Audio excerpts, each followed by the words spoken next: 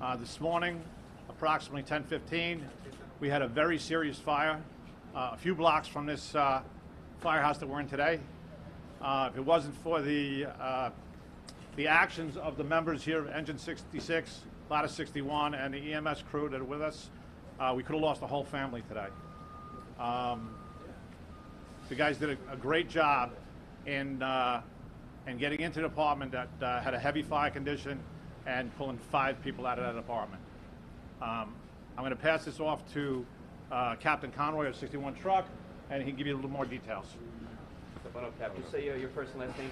Captain Theodore Conroy, C-O-N-R-O-I is the last name. We received a ticket this morning around a little after 10 for a fire on 100 Baychester. So we got dressed as we normally do, shot out there. We were getting multiple calls that it was a fire, and we pulled up, got into the lobby. There was a gentleman in the lobby. He said, "The fire's in 5 George," and you know, that's where it is. So we ascended the stairs. We took the stairs up. We got to the hallway. The hallway was completely pitch black, dark, lights out conditions. Couldn't see anything. I went back downstairs to the 4th floor to find out where the George apartment line was, so I could know where I was going. A very big hallway, about 50 foot in each direction. We got to the top of the stairs. We put our breathing apparatus on, and we crawled down to the end of the hallway. As I was crawling down, I heard somebody gasping for air. I was concerned with the fire and the person, but I went down. We found the apartment door. It was closed. I made sure it was closed. I then grabbed the individual that was laying in the hallway. He was unable to speak. I drug him back to the hallway, back to the staircase. I put him in the staircase. He was unable to speak, but I had to continue back down to the apartment. We went into the apartment. Fire was right there behind the door. I had my can Firefighter, which carries the extinguisher. I said, "Stay here and try to keep the fire in this one room as we start to search the rest of the apartment." We could not see anything. It was completely lights out conditions. We started the search. My roof man gave me he goes upstairs to the apartment above. He gave me a layout of the apartment, and the layout wasn't making sense for me. We were crawling around, but I couldn't find it. So I called Danny again. I said, "Danny, give me that layout again." And he gave it to me, and I said, "Okay." There was a dresser in the hallway blocking our egress to get down to the hallway where the other trapped individuals. At this point, we're getting reports from the father who woke up that his kids were in there. So I pushed the dresser down the hallway. There was a door right to my immediate right. It was locked. I couldn't break it with my tool. I had Firefighter Avila's, which was the Irons Firefighter, forced the entry into the door, and I climbed over the dresser to get behind it, and then I left Firefighter Avila's to work on that door. I started to go back. I found a door. I searched the bedroom. It was lights out. I didn't find anything. Came back in, went in the other bedroom. When I went in the other bedroom, there was a woman in there with some children. At that point, Firefighter Avila's radioed to me that he had a kid that was unconscious in the bathroom, and he was going to take him downstairs. Okay. I then proceeded. The woman said to me that her other child was in that room that I was just in, and so I said, "All right, let me go back to make sure. You know, we can't see, so we're feeling around. We're not really." We can't see anything, so we're like blind, but we're feeling to try to find this child. I can't find him, so I go back in. I get to the woman. I'm like, "Lady, we have to get the other kids out." And she had, 2 kids there, so I picked up one kid, carried her into the hallway, passed her to somebody that was in the hallway, went back, picked up the other kid, carried him into the hallway, and I got the mother. I said, "Are you ready? You're gonna have to hold your breath," and we exited to the hallway. I'll turn you over to Firefighter Avila's, which found the other child, which was in an unconscious state. Thanks, guys. Say still your first and last name. Firefighter Joseph Aviles, Aviles. So couldn't see. Captain told me that to get through that door. So I had my tools. I got through the door. I'm searching. I realized it's the bathroom. As I'm searching, I come upon something that feels like a body. So that's when I realized it was the child. I radioed in that I had a child, and I was bringing him downstairs. I grabbed the child, I carried him downstairs to the 3rd floor where I started CPR. I did a few cycles. Then I picked him up. I carried him downstairs into the street where I continued CPR until EMS came. Was he in the tub? He was right on the side of the tub. Outside? Outside of the tub. Yes. And if this is a boy? Yes. You know how old he was? 5, 6? Can you say something in Spanish? No, I don't speak Spanish. 7 years old? Roughly, yeah. I'll double check that. Okay. Roughly 7 or 8 years old. So he wasn't in the back? Yes. Can you tell us how long he's been on the force? I have 14 years on the job, 3 years EMS, 11 fire. Have you ever come up with a rescue like this before? I had one previously about a year and a half ago. Unfortunately, the lady didn't make it. Thank God this kid pulled through. And now, you want to say Lieutenant Gonzalez? Just another question, Frank. Well, I'm going to bring it back. We're still telling the story. Lieutenant Gonzalez, here at EMS, just walk you through the patient care when the child was brought out of the building. Step on up. I'm the medical branch coordinator at the scene, and when I arrived, I'm part of a fly car program. And the fly car program matches a trained paramedic officer with another paramedic so that we could not only do operations but also patient care. Now, my partner, paramedic Lugo, and myself were approaching the scene when we heard from another firefighter that they were doing advanced life care on this child that we just talked about. Paramedic Lugo and myself encountered this patient coming. Paramedic Lugo continued in patient care with the 7-year-old child who was in respiratory failure, not cardiac arrest, respiratory failure. They had to do airway care on this patient, plus medication that helped prevent blood poisoning from the smoke. And I continued on to the medical branch to meet with the incident commander to help with the other patients that were at the scene. And so we have to get involved in tracking and making sure that these patients get to the correct hospital. All 5 patients went to Jacoby Medical Center, and they're in good hands there at Jacoby. Is there anyone who can describe, did this child suddenly open his eyes? Or did No, that the ever happen? patient was unconscious during the whole time. Were they Yeah. screaming? Were they yelling? Were anybody The other patients, no, they were groggy from the smoke inhalation. A lot of smoke on them.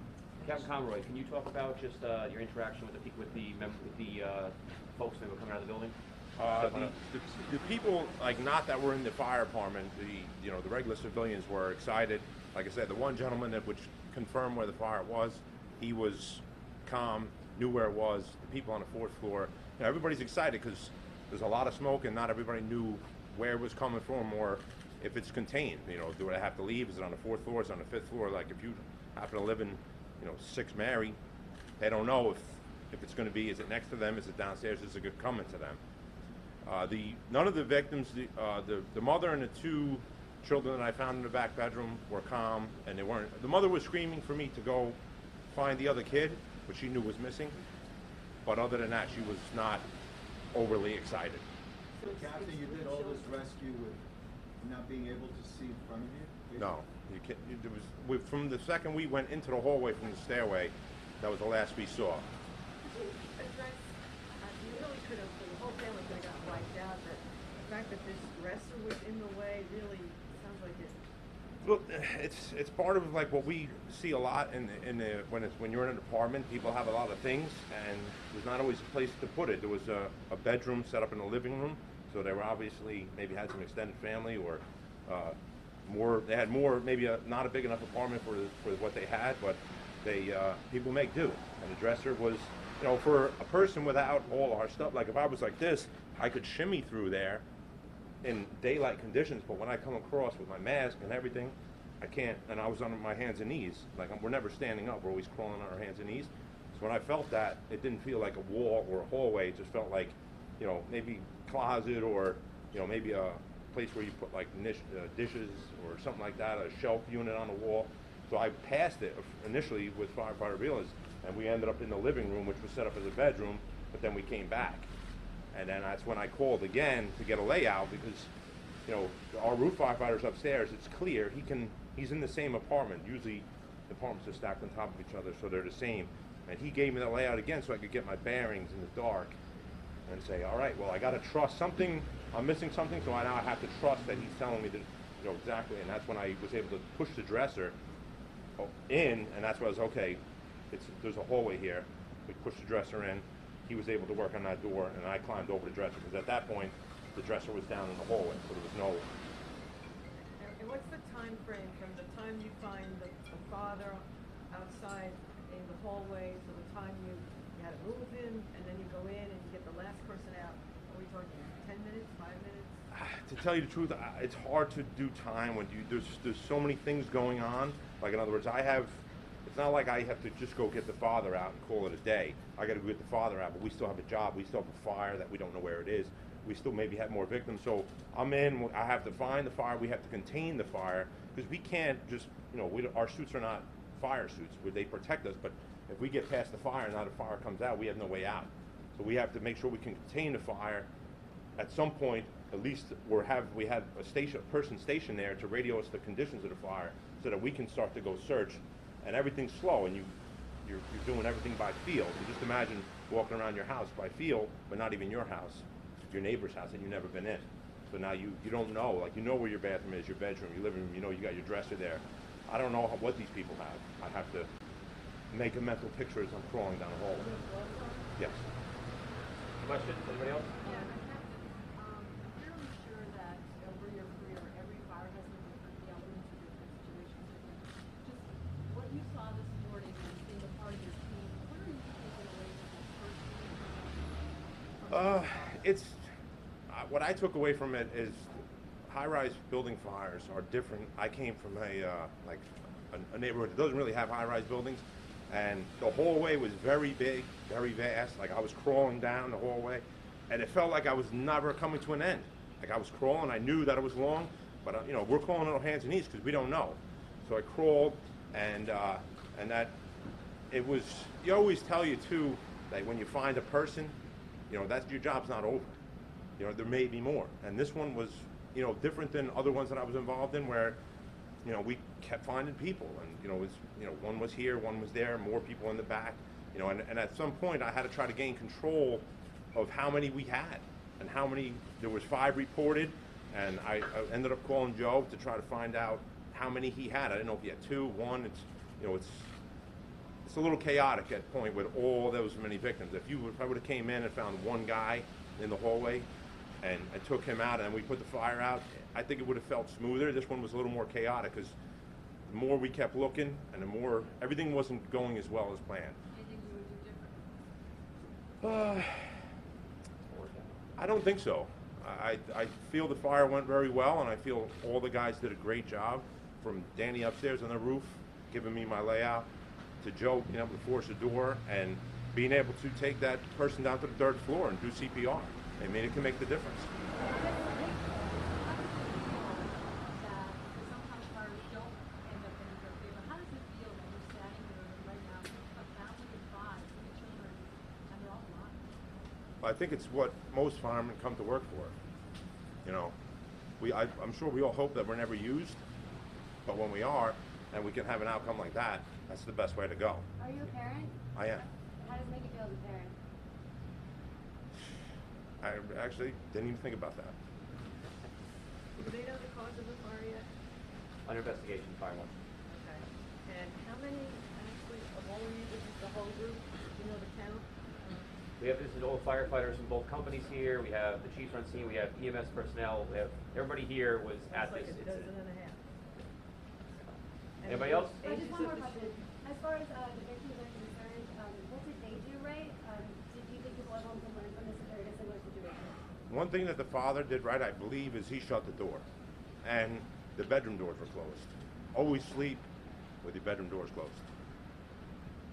Because had the woman had not had the doors closed, it would have been like, it took me time to get there, and if it can save you a minute, it can save you 30 seconds. It can be the time for us to get there and make the difference. All right. Thank you, everybody. Thank you. Thanks, Captain.